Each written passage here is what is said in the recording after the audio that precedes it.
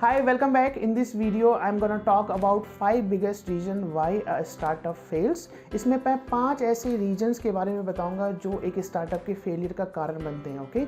So watch this very carefully because अगर आप कोई startup शुरू करना चाहते हैं या आप already एक startup run कर रहे हैं तो आपको यह पता होना चाहिए कि क्या क्या रीजन्स होते हैं कि स्टार्टअप के फेलियर के, ताकि आप उनको अवॉइड कर पाएँ. ओके वेल, मेरा नाम विकास शर्मा है. I am an entrepreneur, digital business coach and the best selling author of the book you can startup.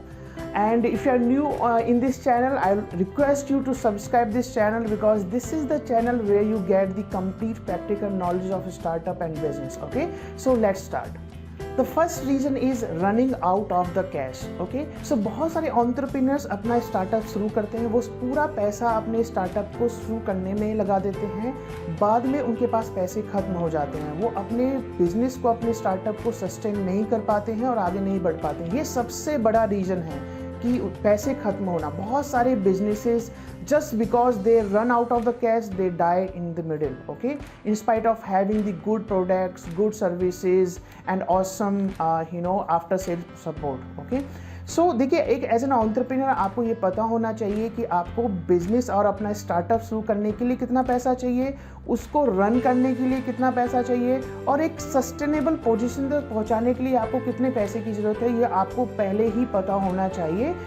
Okay, so you should know how much money you need to sustain the business and to reach to a level जहाँ पर आप investor से और investment raise कर सकते हैं. Okay, to avoid this situation, it is better you make the financial budgeting. Okay, budget plan होना बहुत ज़रूरी है, अदरवाइज ये सिचुएशन आपके पास आनी ही आनी है. Alright, so be prepared for this. Second reason is no market demand for your product और services.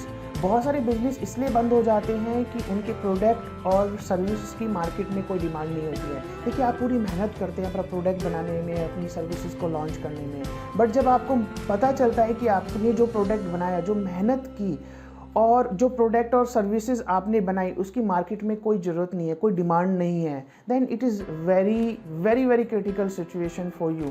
Alright, so to avoid this you should always do the market research, customer research, competitor research, और आपको अपने business idea को validate कर लेना चाहिए इससे पहले कि आप अपनी प्रोडक्ट और सर्विसेज बनाएं और उनको मार्केट में लॉन्च करें. Okay, so always do this and so that you can avoid this situation. The third reason is intense competition. देखिए, आज की डेट में हर फील्ड में बहुत ज़्यादा कॉम्पिटिशन है और it is very much possible that you get hit by a big player. Okay, बहुत पॉसिबल है because there is a tough competition everywhere. So बहुत बार ऐसा होता है कि बहुत कंपनियां जिनके पास बहुत ज़्यादा फंडिंग होती है या बहुत ही स्टेब्लिश्ड कंपनी होती हैं, राइट, वो आपको आउट कम्पीट कर देती हैं, राइट, सो वो आपको बीट कर देती हैं and your business die. So to avoid this situation I suggest कि आप बिग प्लेयर्स के साथ में कॉम्पीट ना करें. मेरा कहने का ये मतलब नहीं है कि आप कंपटीशन से डर जाएं या जो बिग प्लेयर्स हैं, बहुत बड़ी बड़ी कंपनियां हैं, स्टार्टअप्स हैं, आप उनसे डर जाएं. नहीं, आपको उनसे डरना नहीं है, लेकिन उनसे सीधा फाइट भी नहीं करनी है. ओके, आपको अपनी मार्केट पोजिशनिंग बनानी है, आपको अपनी प्रोडक्ट और सर्विसेज के लिए एक यूनिक मार्केटिंग पोजिशनिंग बनानी है, राइट, जिससे कि आप सस्टेन कर पाएँ और सर्वाइव कर पाएँ. Alright, fourth reason, not enough marketing. बहुत सारे एंटरप्रेन्योर्स को लगता है कि उनके प्रोडक्ट और सर्विसेज बहुत ज़बरदस्त हैं, हाई क्वालिटी है, अफोर्डेबल हैं, तो उनको मार्केटिंग की कोई ज़रूरत नहीं है. ओके, और वर्ड ऑफ माउथ से उनको कस्टमर्स मिलेंगे. देखिए, ये अगर आप ऐसा सोचते हैं तो ये बहुत ही गलत सोच है, because without marketing you can not survive in any business. Okay, अब वो दिन गए जब लोग माउथ मार्केटिंग पर बहुत ज़्यादा ध्यान देते थे. Right now you should focus on reaching out to your customer. आज आपको कस्टमर तक पहुंचना है, ना कि ये वेट करना है कि मेरे प्रोडक्ट सर्विसेज बहुत अच्छे हैं तो कस्टमर मेरे पास अपने आप आएगा. अपने आप कोई कस्टमर आपके पास नहीं आने वाला है, राइट, आपको कस्टमर तक पहुंचना है. So do not make this mistake and this is the deadliest mistakes lot of entrepreneurs make. Okay, so focus on your marketing because without marketing there is no business. Fifth reason, no reinvestment into your business. बहुत सारे entrepreneurs बहुत मेहनत करते हैं अपने product product services को बनाने में, उनको लॉन्च करने में, जब उनका बिजनेस चल निकलता है, they start making money, then they start using the profit and revenue for their personal use.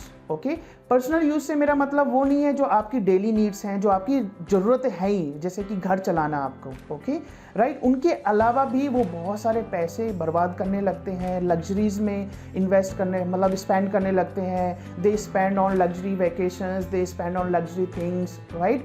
सो आपको ऐसा नहीं करना चाहिए। देखिए, बिजनेस को रन करने के लिए पैसे की ज़रूरत होती है, ओके। बिना पैसे रीइन्वेस्ट किए कोई भी बिजनेस ग्रो नहीं करता है। आप एक सस्टेनेबल पोजीशन, एक पोजीशन तक ही रह पाएंगे, उससे आगे नहीं बढ़ पाएंगे अगर आप अपने बिजनेस में रीइन्वेस्टमेंट नहीं करते हैं, okay. So you should avoid this mistake and you should always reinvestment the money into your business, okay.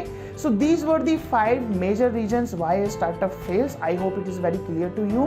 वैसे इसके अलावा भी बहुत सारे रीजंस हैं, बट ये मैंने 5 बिगेस्ट रीजंस आपको बताए हैं। इसके अलावा और भी कई सारे रीजन होते हैं जिसकी वजह से बिजनेस बंद हो जाते हैं, स्टार्टअप फेल हो जाते हैं, right. But avoid these 5 deadliest mistake, okay, right. So all the best and see you in the next video.